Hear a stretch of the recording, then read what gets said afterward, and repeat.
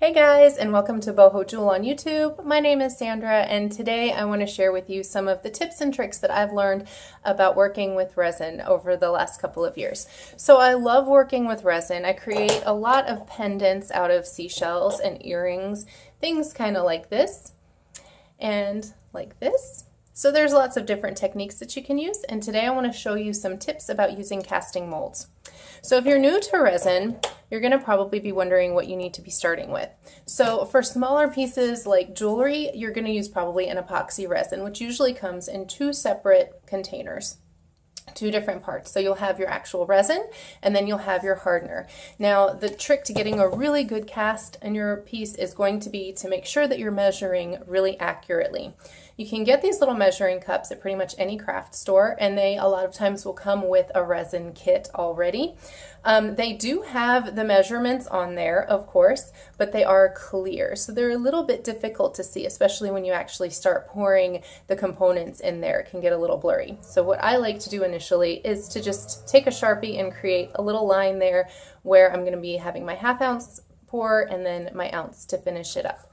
You really want to try to get about an ounce to get really good even deal going on there. So then once you have it poured, you're going to just mix your products together. You can get these little sticks, which a lot of times come with the cups, or you can use a popsicle stick. Just to make sure whatever you're using is clean. You don't want to get anything in your resin. So you want to mix this for a full minute and make sure you're trying to get some of the bubbles out. You don't want to go crazy with the mixing and add any extra bubbles in there that you don't need. But with the larger bubbles, you can just kind of press it to the side and it's going to pop some of those bigger bubbles right at the onset. But you want to mix for a full minute to make sure everything's thoroughly combined. So I'm going to mix and then I'm going to flip you guys over and show you the workstation and we'll get to pouring.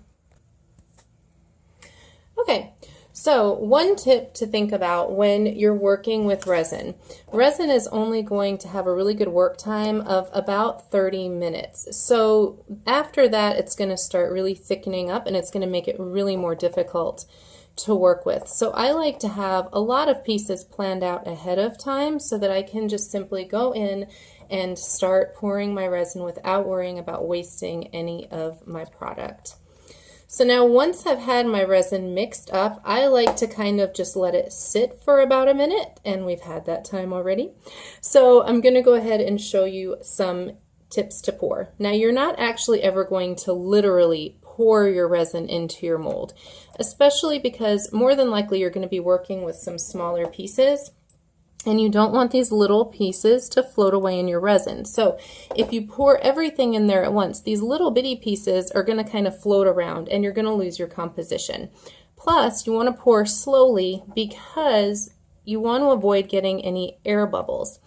Now, when you're working with casting molds like this, the main thing to consider in your composition is that you're working upside down because you want the rounded piece normally to be the top, the front of your work, and then the flat part that's facing us right here is going to be the back. So when you're doing this, you're going to just really carefully scoop a little bit of resin and start at the edges. This is not a speedy, quick process, you guys. If you really want to have some nice pieces come out of your work, you really just need to take your time with this, plan ahead, and let the resin do its thing. So I always start around the edges, as close to the edges as possible, and I let that start to sink in. When you do that, you'll notice how it kind of disappears underneath before it starts actually building up. That's because the resin is kind of syrupy almost, and it's flowing underneath all the little pieces in there in your seashells or whatever you're working with. So you really need to give it time to get back there.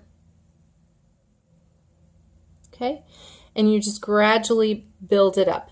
Now on these where I've actually chosen to work with the seashells up, that's how I did this one as well. So then the rounded part of your cup is going to become your back.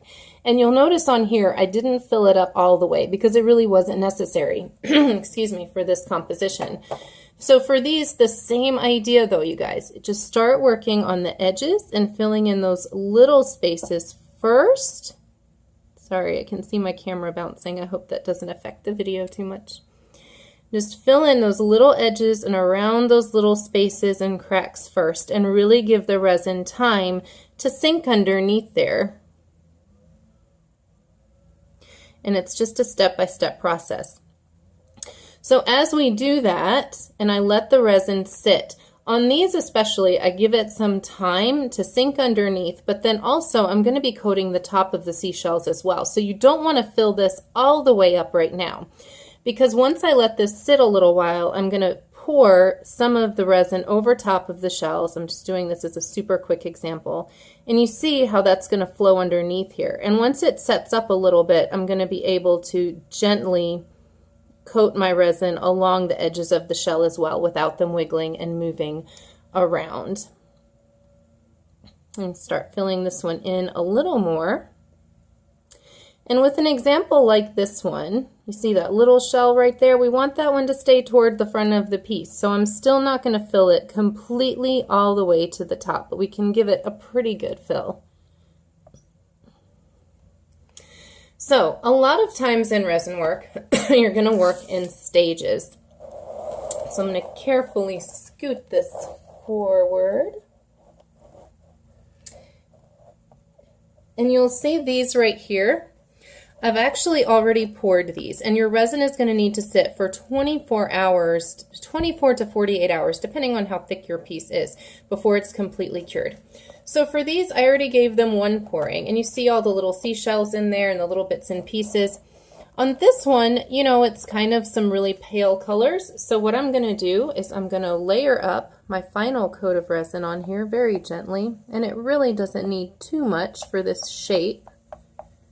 It's not a super deep cup here. I'm going to finish filling that up, and then I'm going to take some of these little gold and silver sparkles, not sparkles, they're like little metal shavings, and I'm going to carefully drop those on top there. And what that will do is give it an effect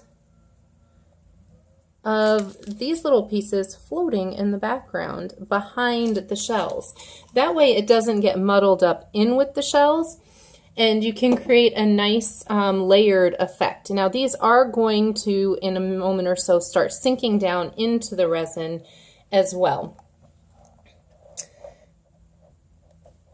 So you're going to get, with things like that, kind of a really cool effect. Like with here, I created the top layer where I put all of the little findings in there first, and then I let that resin set, and then I cut the piece of paper out, and then I put that on top of the dried layer and let that set. And then I finished it by creating that layer of sparkle behind it. So you can really get creative with this. You can really use your imagination.